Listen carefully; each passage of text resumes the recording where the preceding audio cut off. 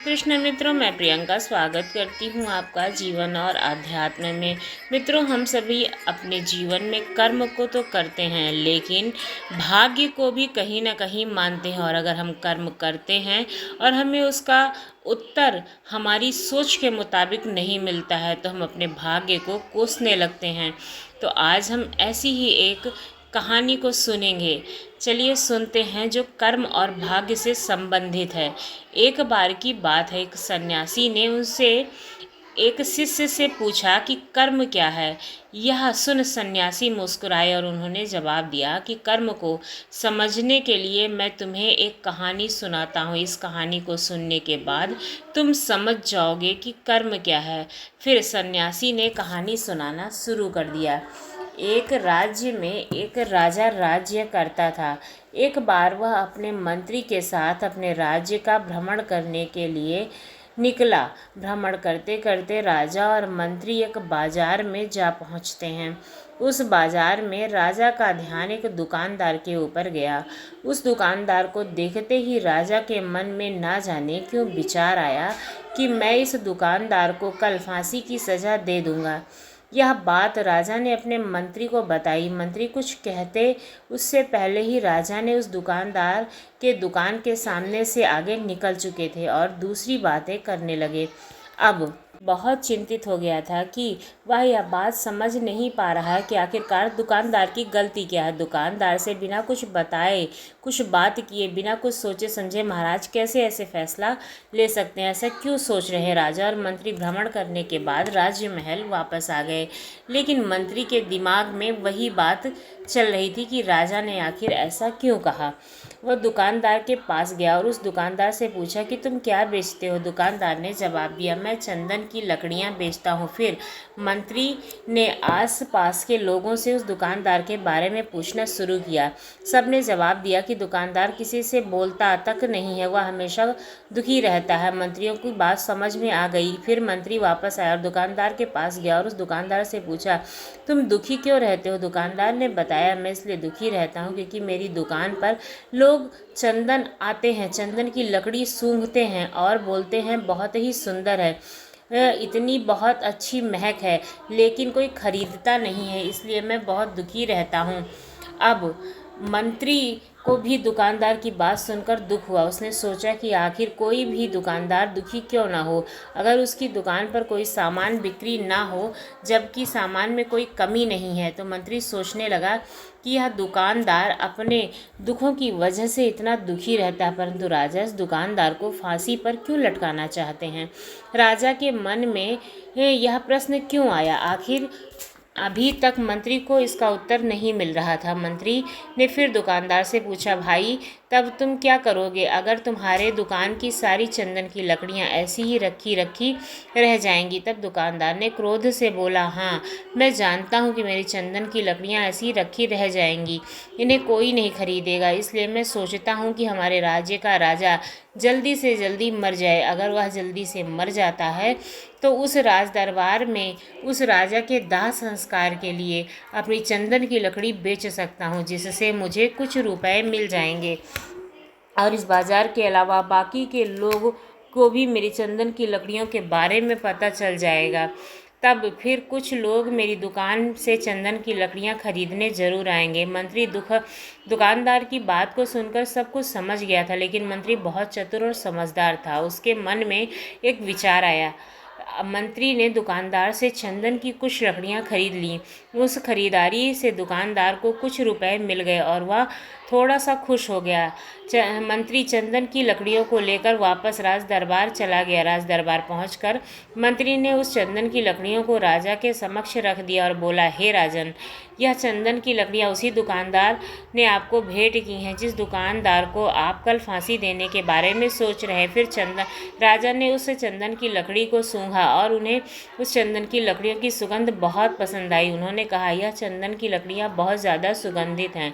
दुकानदार ने इस अनोखे भेंट से राजा बहुत खुश हुआ और मंत्री को कुछ स्वर्ण मुद्राएं देकर बोले, जाओ उस दुकानदार को यह स्वर्ण मुद्रा इनाम में देना और बोलना कि आज के बाद महल में जब कभी भी लकड़ी की ज़रूरत पड़ेगी तब तुम्हें दुकान से ही लकड़ी खरीदी जाएगी। यह बात सुनकर मंत्री भी मुस्कुराने लगे और सोचने लगे, अब तो राजा के मन में उस दुकानदार को फांसी देने का विचार तक नहीं आएगा, क्योंकि अब तो हमेशा राज दरबार के लिए चंदन की लकड़ियों के इंतजाम की जिम्मेदारी उस दुकानदार को मिल गई है। मंत्री स्वर्ण मुद्राओं को लेकर वापस दुकानदार की तरफ चल पड़ा।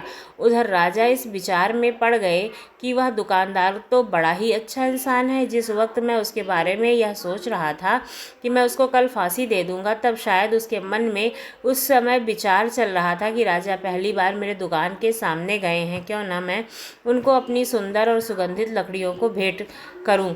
आज उसने मुझे भेंट भी कर दिया है, बेवजह ही मैं उसकी फांसी देने के बारे में सोच रहा था। उधर मंत्री दुकानदार के पास पहुंच गया। मंत्री ने राजा के द्वारा दी गई स्वर्ण मुद्रा दुकानदार को देते हुए कहा, जिन चंदन की लकड़ियों को कल मैं खरीद कर ले गया था, उन चंदन की लकड़ियों को राजा ने बहुत पसंद किया और इनाम के तौर पर तुम्हारे लिए ये स्वर्ण मुद्राएं भिजवाई हैं।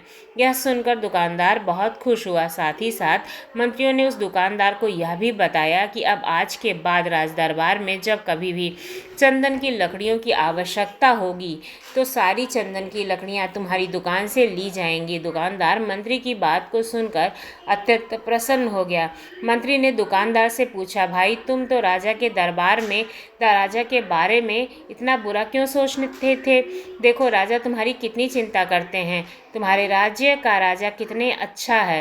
राजा अपनी प्रजा के बारे में कभी भी गलत नहीं सोचते।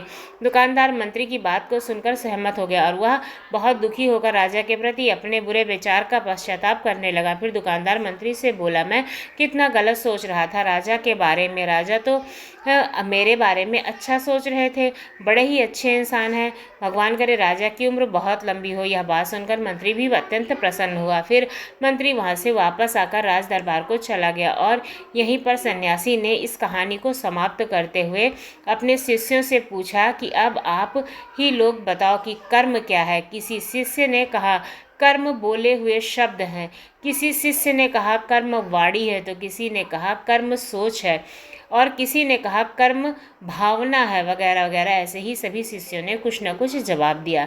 सन्यासी ने कहा, इंसान के विचार ही उसके कर्म हैं। अगर हमारे विचार अच्छे हैं, सुविचार हैं, तो हमारे कर्म भी अच्छे ही होंगे। अगर हम दूसरों के बारे में हमेशा भला बुरा गलत सोचते हैं तो हमारे कर्म बुरे हैं, हमारे साथ हमेशा गलत ही होगा।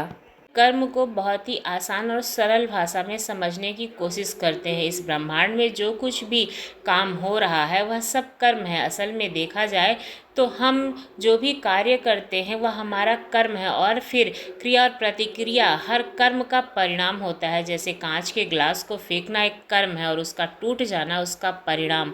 अतिरिक्त बारिश होना एक कर्म है और बह जाना उसका परिणाम।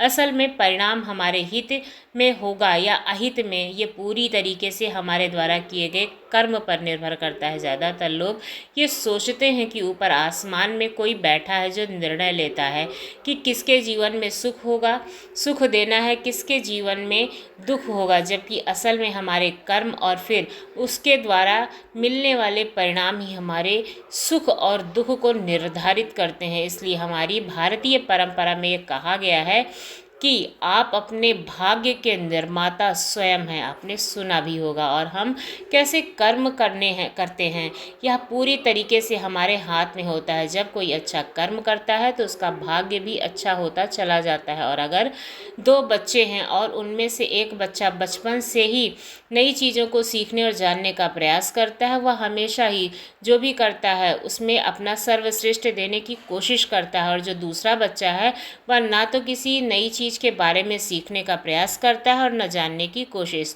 ना ही किसी काम को पूरे मन के साथ करता है। तो समय बीतने के साथ वह पहला वाला बच्चा अपने जीवन में काफ़ी सफल इंसान बन जाता है, जबकि दूसरा बच्चा सालों बाद भी अपने जीवन में संघर्ष करता रहता है।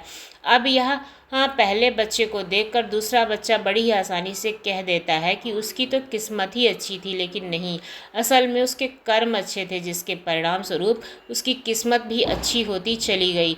तो अगर हम चाहें तो अपने कर्मों को बदलकर अपने भाग्य को बदल सकते हैं। सीधी सी बात है, जैसे ही आप अपना कर्म बदलोगे आपका भाग्य बदलना शुरू हो जाएगा। यह दोनों ही परिस्थितियों में सही है, अच्छे के लिए भी और बुरे के लिए भी। लेकिन अगर असल में कोई इंसान कैसा कर्म करता है या मुख्य रूप से उसके माता पिता, परिवार, समाज और आसपास के माहौल पर निर्भर करता है। ज़्यादातर देखने को यह मिलता है कि एक एक्टर का बेटा एक्टर बनने की कोशिश करता है और इंजीनियर का भी बेटा इंजीनियर, डॉक्टर का बेटा डॉक्टर। इसका कारण यह है कि हमारा शरीर और मन अपने आसपास की इकट्ठा रहकर हमारे अंदर मौजूद अगल बगल के ज्ञान के आधार पर ही कोई कार्य करता है और फिर हमें उसी के अनुसार परिणाम भी मिलते हैं। असल में आप उन्हें रोज़ के कामों का 90% गलत तरीके से करते रहते हैं, क्योंकि हमारा शरीर और मन प्राप्त सूचनाओं को याद करता रहता है और फिर उन्हें दोहराता रहता है। जैसे जब हम कार चलाना सीखते हैं तब हम एकदम पूरी सावधानी के साथ हर चीज़ पर ध्यान रखते हैं कि स्टीयरिंग कहाँ है, ब्रेक कहाँ है, लेकिन कुछ समय बाद जब हम सीख जाते हैं और ये कार्य बहुत ही आसानी से होने लगता है, क्योंकि अब हमारे अंदर कार चलाने की क्षमता हो चुकी है और हम लगभग अपने सारे काम इसी तरीके से कर लेते हैं। बिना ध्यान के बस वो काम होता ही चला जाता है, क्योंकि हमारा काम बिना किसी ध्यान के हो रहा है। इसलिए हमें लगता है कि हमें कोई भी चला रहा है और कोई अदृश्य शक्ति, जबकि असल में वह हमारा कर्म ही हमारी आदत बन चुकी है। अगर अपने ज़्यादातर काम जागरूक होकर करने लगे तो पाएंगे कि हमारा भाग्य हमारे साथ ही होगा, क्योंकि जागरूकता की वजह से ही हमारे कर्मों का हमारा पूरा नियंत्रण हो जाता है। जैसे कि ऊपर की कहानी में आपने सुना ही होगा, सन्यासी कहते हैं कि हमारे विचार ही हमारा कर्म है और ध्यान की अवस्था में हमारे विचारों पर पूरा नियंत्रण हो जाता है। विचारों के नियंत्रण से हम कर्मों को नियंत्रण करने में हासिल हो जाते हैं और फिर जब हमारे कार्य हमारे हिसाब के होंगे तो उनका परिणाम भी उन्हीं के अनुरूप होगा। आपको ये जानकारी कैसी लगी ज़रूर बताइएगा। अगर अच्छी लगी हो तो हमारे चैनल को सब्सक्राइब करना ना भूलिएगा। ऐसे ही नई नई कहानियों के लिए धन्यवाद।